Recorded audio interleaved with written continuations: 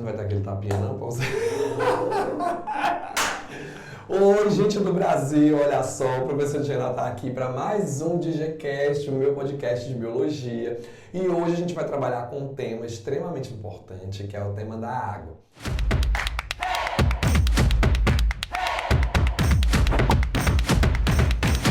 A água é a substância mais abundante no corpo dos seres vivos e ela é extremamente importante, formada por dois átomos de hidrogênio, um átomo de oxigênio e entre eles ligações covalentes, né? O que une os hidrogênios ao oxigênio de uma mesma molécula é a ligação covalente, uma ligação onde a gente compartilha elétrons.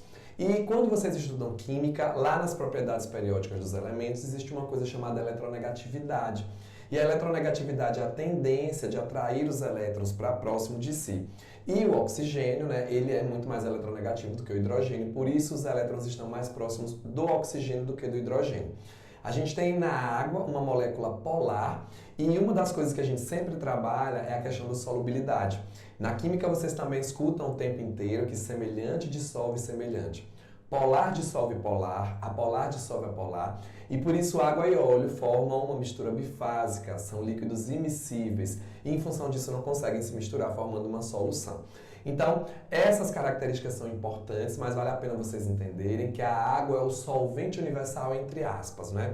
A gente vai classificar, a gente vai ter muitas substâncias que se dissolvem em água, mas existem também as substâncias que não se dissolvem por serem apolares, então existem moléculas hidrofílicas com afinidade de água, né, moléculas polares, e hidrofóbicas sem afinidade com a água. Uma coisa extremamente importante de se levar em consideração é a força de interação intermolecular entre moléculas de água. Agora eu estou falando sobre aquela força entre as moléculas de água. E aí entre os hidrogênios de uma molécula com carga parcial positiva e o oxigênio da outra molécula com carga parcial negativa, formam-se ligações de hidrogênio. Forças intermoleculares, né, que dentre as forças intermoleculares é considerada uma das mais fortes, é a mais forte que a gente vai ter, mas quando a gente compara com a ligação covalente, a gente percebe que ela é fraca. Por quê, gente? Vamos pensar num modelo prático. Acabei de mergulhar numa piscina, pá, aquela coisa, um sol maravilhoso, um bronze. E aí o que acontece? Quando eu mergulho na piscina, eu quebro várias ligações de hidrogênio. Mas eu não quebro ligações covalentes, porque a ligação covalente ela precisa de muita energia para ser quebrada. A força de interação intramolecular entre hidrogênios e oxigênios de moléculas. Enquanto que a ligação de hidrogênio, gente, é entre moléculas diferentes. Bom, uma coisa que agora está aí são as variações na quantidade de água. Gente, a gente precisa se contentar. Cada um no seu quadrado, cada um com a sua porcentagem de água. Então a gente tem de espécies, como as águas vivas, por exemplo, né, que tem 98, 99% de água no corpo, até um ser humano adulto que tem 70% de água. Então, cada espécie tem a sua quantidade de água.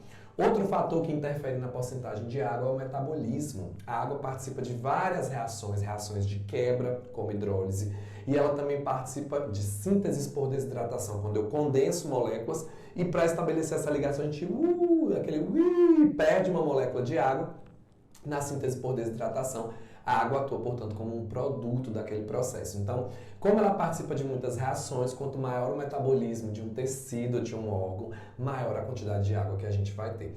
E também varia de acordo com a idade, né? A idade vai avançando, a gente que lute, o metabolismo vai caindo, vão tendo menos reações, as quantidades de água elas vão diminuindo nos tecidos, órgãos ou indivíduos. Bom, uma coisa importante é a gente frisar sobre as propriedades da água e os papéis biológicos, né? Então, dentre os papéis, muitos deles dependem das características físico-químicas da água, que vem da sua estrutura, né, das suas ligações, das suas interações. E aí a gente tem uma força chamada coesão. A coesão é uma força existente entre moléculas de água. Já quando moléculas de água interagem com outras substâncias, a gente tem a força de adesão. E quando a gente coloca a água em tubos muito finos, ela consegue ascender, subir e vencer a força da gravidade graças à capilaridade, que é dada por uma interação entre adesão e coesão. Então, repetindo, quando a gente coloca a água em tubos muito finos, ela consegue subir e ascender, vencer a força da gravidade em função da interação entre coesão e adesão, né? As paredes do recipiente vão atraindo as moléculas de água, uma molécula de água vai puxando a outra, aquela coisa vai subindo uma loucura, e aí já era, né, gente? Bom, outra característica que a água tem é a tensão superficial. Ela vai manter a sua superfície. A gente vê bem isso quando a gente pega aquele exemplo do insetinho maravilhoso que cai e não afunda. Ou quando a gente vê a gotinha de água, onde as águas estão bem, né, interagindo umas com as outras e se mantém ali naquela questão da superfície. E uma coisa que vale muito a pena a gente entender é que algumas características, né, físicas da água fazem com que ela atue como um termorregulador. A água é extremamente importante na termorregulação. Não só na questão do suor, como também na questão da composição. Existe uma propriedade específica da matéria chamada calor específico. Muito professor de física ele está hoje.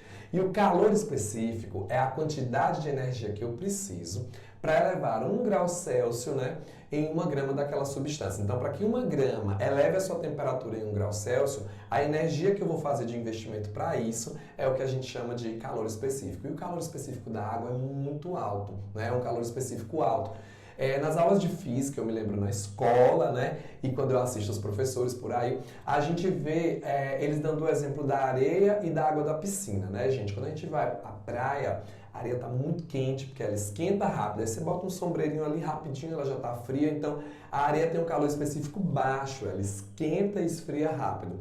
Diferente da água. De manhã cedo, aquele sol gostoso, a água gelada, e à noite já está aquela temperatura mais branda e a água ainda está quentinha, gostosa, porque ela ainda vai demorar para perder ali energia e diminuir a sua temperatura. Então, o alto calor específico ajuda a manter a temperatura constante, né? Ajuda a não ter grandes mudanças na temperatura onde a água está presente, como por exemplo no corpo dos seres vivos.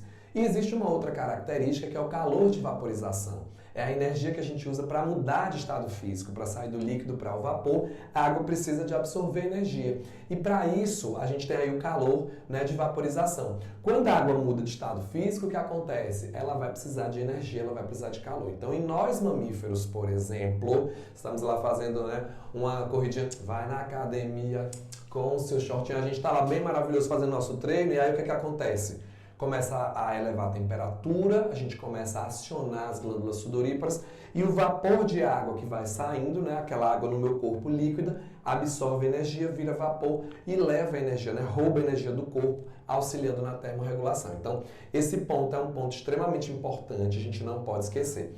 E uma outra característica que vale a pena a gente destacar é que a água também tem um comportamento anômalo durante o congelamento. Gente, eu não fugi das aulas de física. Naquele intervalo de 0 a 4 graus, o que acontece? A gente tem um aumento de volume da água. Por isso que não pode botar garrafa de refrigerante, de cerveja, de vinho no congelador e esquecer, porque senão, ó, estoura. Porque a depender da situação, a gente vai ter a expansão das moléculas de água lá para gerar um retículo cristalino na hora do congelamento.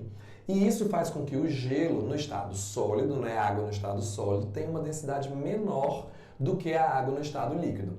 Geralmente, né, gente, o sólido que afunda no líquido. E o que acontece com a água? O sólido ele flutua, né, porque ele tem uma densidade reduzida. Isso é importante porque o gelo atua como isolante térmico e protege ecossistemas aquáticos, né? Então, o que acontece geralmente, né? A gente vê lá nas redes de convecção, ar frio, por exemplo, descendo, o ar quente sobe, esfria e desce, aí vai. A água, por exemplo, no ambiente que tem líquido, né, gente? A água vai subindo, aí ela esfria e desce, a água mais quentinha sobe, ela esfria e desce, aí o que vai acontecendo? Chega um momento que ela sobe e a temperatura dela faz com que ela haja dilatação daquilo ali e aí o gelo não desce. Isso é importante, porque não vai congelar o ambiente aquático todo e matar os coleguinhas lá nos ecossistemas aquáticos. Então, o gelo tem um comportamento anômalo durante o congelamento e esse gelo acaba atuando como isolante térmico, protegendo ecossistemas aquáticos, tá? A água participa de reações, é meio de transporte, tem ação lubrificante, a água é muito importante. Então, quando estiver na festinha, comemorando a aprovação, lembre-se de beber água, porque o nosso corpo é formado de aproximadamente 70% de água. Então é isso, gente. Esse foi mais um DigiCast, o nosso podcast de biologia, e hoje falando sobre água. Beijo!